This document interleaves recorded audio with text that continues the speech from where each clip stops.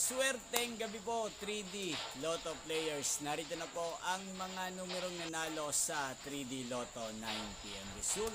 July 22, 2026, araw ng Miyerkules. Kaya kunin nyo na po ang inyong mga ticket. Narito na po ang resulta. Nakikita nyo na po ngayon sa screen ng inyong cellphone ang mga numerong nanalo sa 3D Lotto 9pm result. In exact order po yan. At kung maswerte namang natayaan nyo po ang mga numerong yan kanina, congrats po sa inyo. At narito naman po ang mga numerong nanalo sa 2D Lotto 9pm result. Araw-araw niyo pong napapanood ang resulta ng 3D Lotto sa channel na to tuwing 2pm, 5pm at 9pm.